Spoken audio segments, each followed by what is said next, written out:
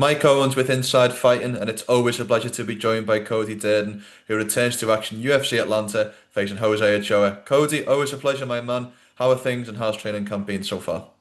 Training camp's been good, man. Thank you for having me. Yeah, it's been a long 2 months here, and I'm ready to get back home and get the job done. That's all I've been focused on the last 2 months. So We're talking then, Cody. Obviously, you stay in the American top team dorms as you get prepared for fights. How difficult is that, and how do you manage that with having a young family of your own? it's definitely hard leaving the family, but I mean, you got to make sacrifices. The caveman had to leave the cave to go get food for the family, and that's what I'm doing here. I'm putting in the work. It's been a long 2 months. I got down here April 1st, and yeah, I mean, I'm healthy. I'm ready to go. It's gonna pay off, man. I mean, I've been training nonstop. Eat, sleep, repeat, train. Eat, sleep, train, repeat, and I'm just ready to get in there, man. I mean, the last fight with Joshua Van left a bad taste in my mouth because he beat my ass, and so I got to get it back this time. What did you learn from that fight? What are kind of the key takeaways that you feel like you can take into not only this next fight, but the rest of your career?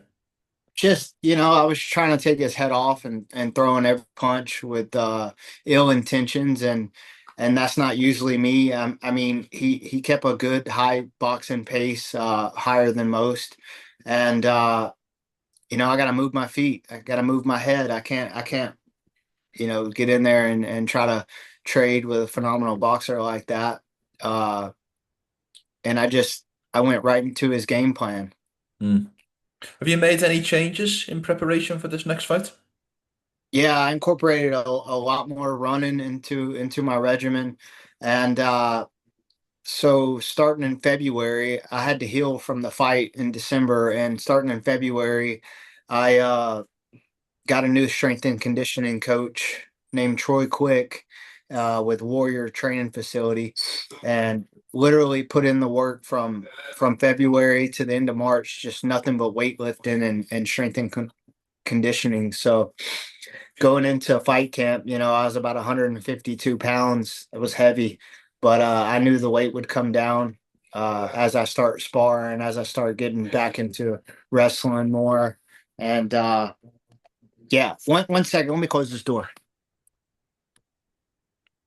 Three, two, one. Yeah, so I mean, I really think I needed to get stronger, and that's exactly what I did. And yeah, I mean, I could tell a big difference in my training. Going with the best guys in the world, and I am one of the best guys in the world. I compete with them every day, but nothing matters. Only thing that matters is showing up on fight night and getting the job done. It's interesting that you mentioned doing extra running and bringing in an S&C coach because I wouldn't have ever associated you with a lack of strength or a lack of cardio in the division. Why did you feel like those areas were the two areas that you feel like you needed to improve upon? It was just how I felt. Mm. I felt, going with Kyoji, going with Pantoja, going with guys in my weight class that are I felt like they were stronger than me, and Mm. they were able to push the pace a little harder than I was, and so I knew what I had to do. So the last 2 months, I've put in so many rounds with Kyoji and Pantoja, and I look up to those guys. They're at the top of the food chain, and that they're where I want to be.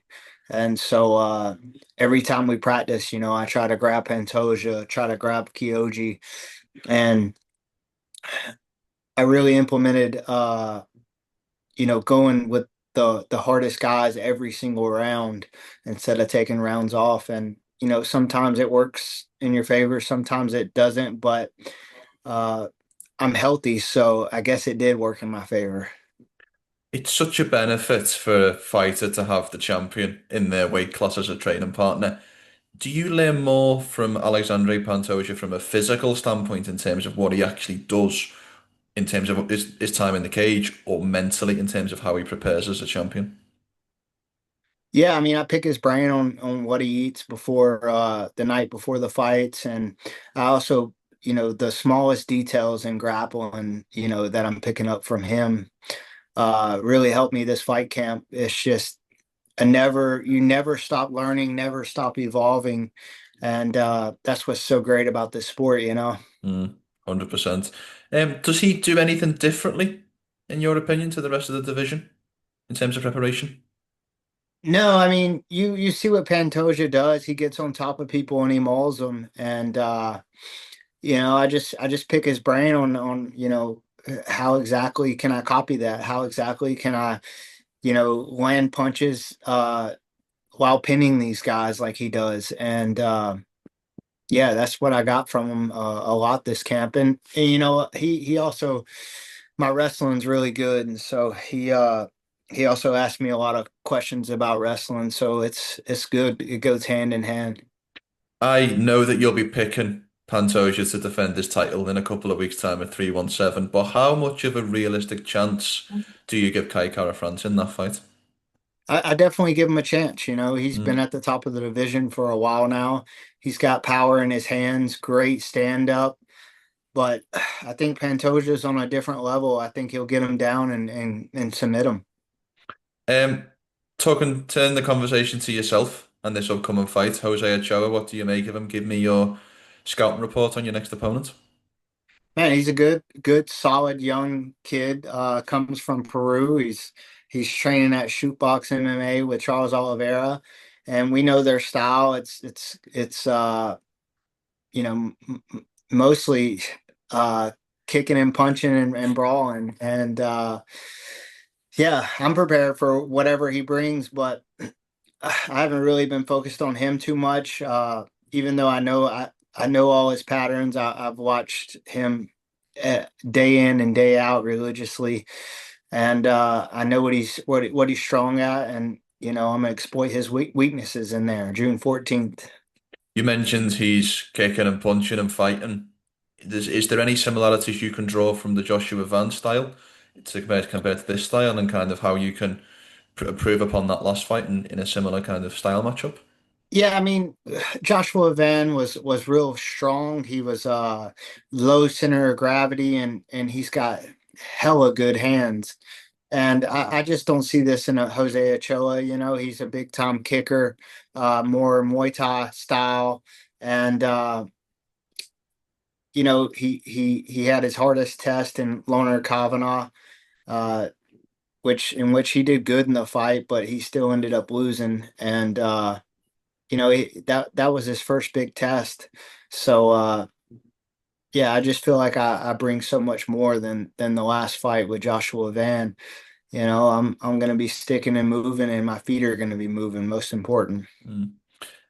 You obviously have a wealth of experience in the UFC. I think you have probably double, if not triple, the amount of fights of your next opponent. How much can that play a benefit to the actual time in the cage? Oh, the experience is great.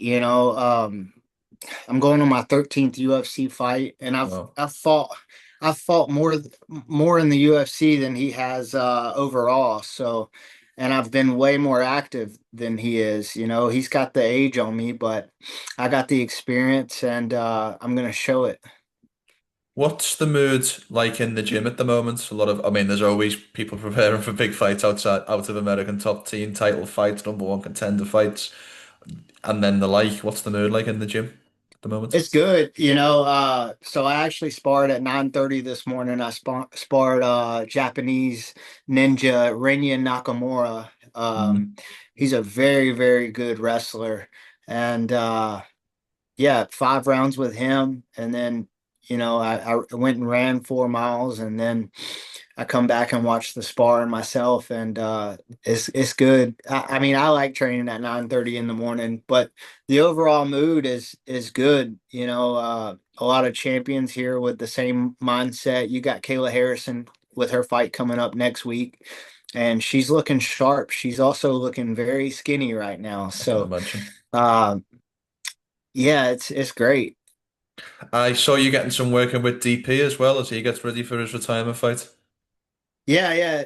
Man, he's such a good guy, and I got around in with him about a month ago when he came down, and he just came back down.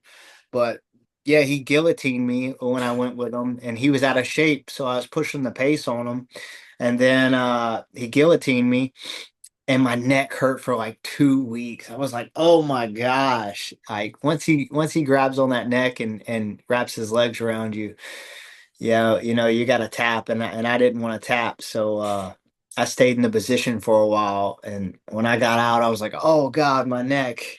But yeah, I told him yesterday when I saw him, I was like, "Bro, I'm not going with you this time." He was like, "Why?" He was like, "I was like, man, you messed my neck up for like 2 weeks." I was like, "I'm good. You're too big, and you're in shape now, so."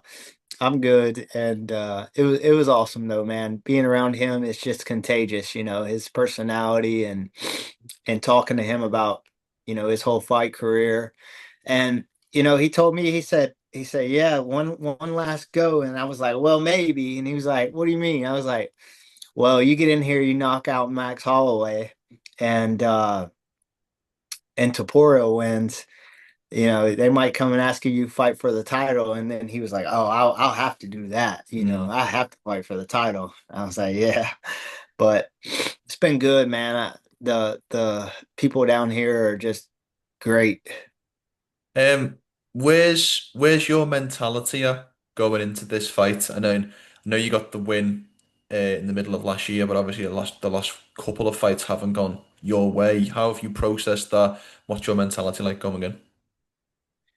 I'm just pissed off, I'm more eager and more serious at practice, before practice, obviously we're talking, but during practice, I'm locked in and I'm pissed off. I'm gonna win this fight, and I not only want to win this fight, but I want to finish him, and that's what I'm coming for. A lot of people would say being angry isn't a good man or a good theme of fight camp. Do you think it is? Like, where do you stand on that? Well, there's a difference in being, angry and True, true. saying fuck it and just throwing in the wind. Yeah, But then there's also a difference in really just being locked in, motivated, like ignoring the noise and just focusing on you, watching, doing your tape study and living, breathing, eating, just thinking about fighting. And that's what I've been doing the last 2 months. I have a beautiful family at home. I have a beautiful wife and two kids, and I've missed a lot of holidays, man. I miss Easter. Uh, I've missed Memorial Day. And I'm doing this for them. I'm doing them this to put food on the table, and I'm gonna win this fight. I love it. If you had to give me a word or maybe a sentence that was kind of the theme of this fight camp, what comes to mind? Man, I'm prepped, I'm focused, I'm blessed, and I'm chosen. God has his hand on me, you know. No weapon formed against me shall prosper.